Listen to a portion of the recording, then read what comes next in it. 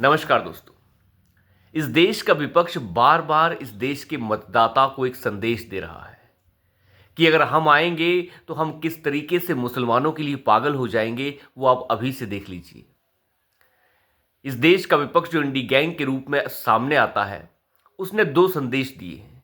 एक संदेश दिल्ली से आया है और एक कर्नाटक से। दोनों संदेशों को ढंग से सोचना चाहिए कि आखिर इन संदेशों का मतलब क्या है। दिल्ली के अंदर रमजान के महीने में इफ्तार पार्टी होती है। हालांकि ये इफ्तार पार्टियां पहले तो प्रधानमंत्री से लेकर राष्ट्रपति दिया करते थे 2014 से पहले, लेकिन प्रधानमंत्री मोदी के बाद ये चलन बंद हो गया। इफ्तार पार्टी होती है जिसमें इफ्तारी के लिए तरह तरह के व्यंजन रखे जाते हैं, और उसमें शामिल कौन होता है, और शामिल होने से ज़्यादा ज़रूरी ये है कि उस इफ्तार पार्टी का आयोजन कौन करता है। आयोजन करता है इंडियन यूनियन मुस्लिम लीग, जो एक कट्टरपंथी पार्टी है दक्षिण भारत की, जो जिन्ना की पार्टी भी आप कह सकते हैं, क्योंकि जिन्ना की पार्टी से ही अलग होकर वो बनी है।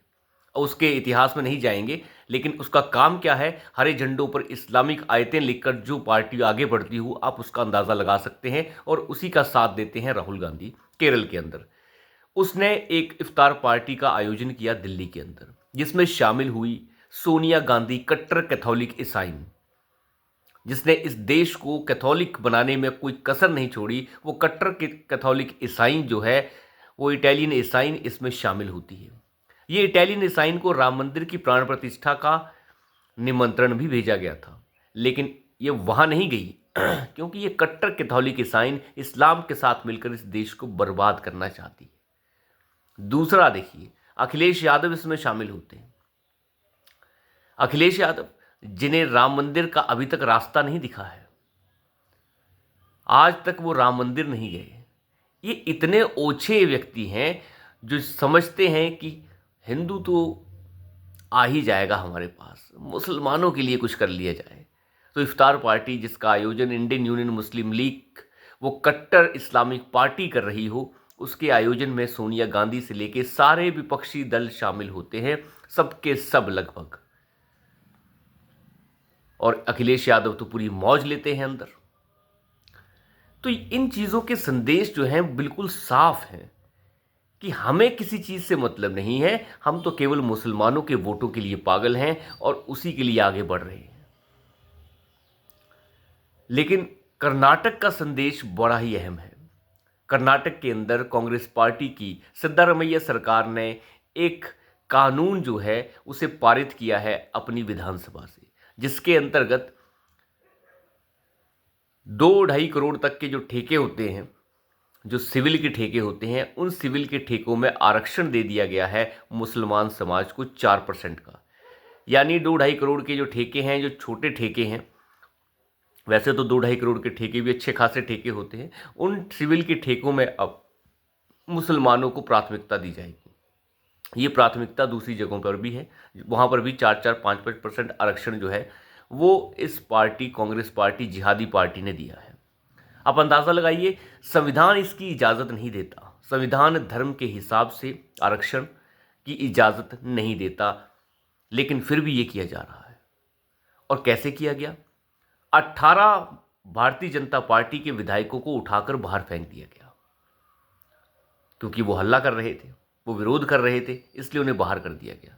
तो 4% मुसलमानों को आरक्षण देने का मतलब आप समझ लीजिए, प्रधानमंत्री मोदी का वो भाषण 4 जून 2024 के नतीजों का पहले का वो भाषण, जिसमें प्रधानमंत्री मोदी ने साफ कहा था कि ये लोग मुसलमानों को आरक्षण देना चाहते हैं, ये लोग इस देश को मुसलमानों को दे देना चाहते हैं। जिस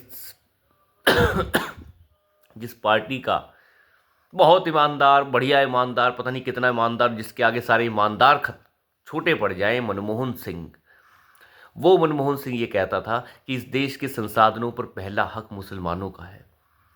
इस घटिया मानसिकता का जो प्रधानमंत्री हमारे 10 साल तक हमारी छाती पे मूंग दलता रहा, आज तो नहीं है, लेकिन खासियत तो याद ही रहेगी।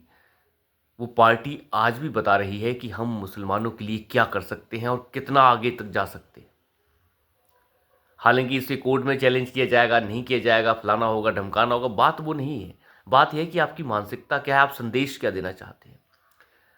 कर्नाटक के अंदर जिस तरीके का हाल है अभी सरकार का, जिस तरीके से वहाँ पर पैसे की कमी है, आप अंदाज़ा लगाइए। पार्टी जो है 4% आरक्षण दे रही है मुसलमानों को, और वजह क्या बताई गई कि मुसलमान गरीब होते हैं। ये जाहिल गवार मुसलमान गरीब क्यों हैं जब इन्होंने 700 साल हम पे राज कर लिया। ये कहते हैं कि हमने 800 साल हिंदुस्तान पर राज करा, हमने राज करा, ऐसे कहते हैं। ये नहीं कहते कि हमारे डकैत जो थे उन्होंने राज करा, हमने राज करा। तो आज टायर पंचर की दुकान क्यों खोले? इन्होंने राज नहीं किया, इन्होंने डकैती डाली, और डकैती इन्हीं के अल्लाह ने उनसे छीन ली। इसीलिए आज इनके हाल ये है, मुसलमान गरीब है। अगर मुसलमान गरीब है तो ये कांग्रेस पार्टी, ये कट्टर कैथोलिक ईसाइन की पार्टी जो है पिछले 50 सालों से इस हिंदुस्तान पर राज करती रही, इसने मुसलमानों को अमीर क्यों नहीं बनाया? ये मुसलमान कब समझेगा? समझ के परे है मुसलमान के भी, और हमारे समझ के तो परे है कि मुसलमान समझता कैसे है। जो पार्टी ये कह रही हो कि मुसलमान गरीब है, जिस पार्टी की सच्चर कमेटी ये बता रही हो कि मुसलमानों की हालत तो दलितों से भी परे है, तो भैया वो हालत तुमने 50 साल राज करके सुधारी क्यों नहीं? इस वाहियादगी को नहीं बताना चाहती इस कट्टर कैथोलिक ईसाइन की कांग्रेस पार्टी। और राहुल गांधी, वो तो निकल पड़ा है दोबारा से।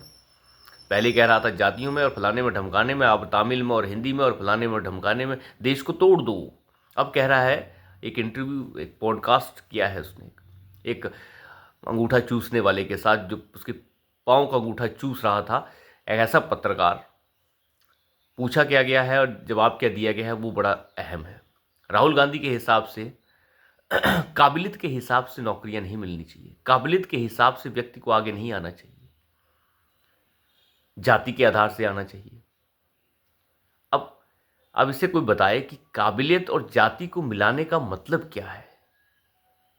व्यक्ति आगे आता है काबिलियत से, चाहे जाति उसकी कुछ भी, उससे क्या लेना देना।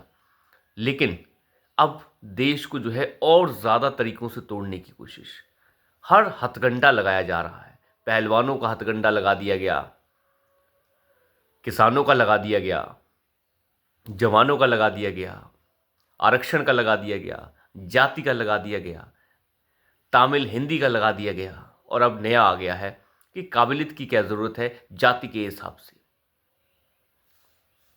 खैर, इन सभी चीज़ों को समझना बड़ा ज़रूरी है कि ये लोग किस तरीके से भारत को तोड़कर उस पर राज करना चाहते हैं। इन्हें पता है कि राजनीतिक तौर पर तो हम आगे आ नहीं सकते। अब एक ही विकल्प है कि देश को तोड़ दो। और कांग्रेस पार्टी का आप चरित्र देखिए, वो मुसलमानों को 4% आरक्षण दे रही है। वैसे तो हिंदुओं में भी बहुत गरीब हैं, उन्हें भी दे दो 4% आरक्षण ना। ये है इनका काला चिट्ठा और काला सच। प्रधानमंत्री मोदी ने जो बोला था वो आज सच साबित हो रहा है। बाकी तो कर्नाटक की जनता देखेगी। और दिल्ली का संदेश तो सोनिया गांधी ने दे ही दिया है कि मैं हूं इस्लामिक कट्टर कैथोलिक ईसाइन। तो अभी के लिए इतना ही। धन्यवाद।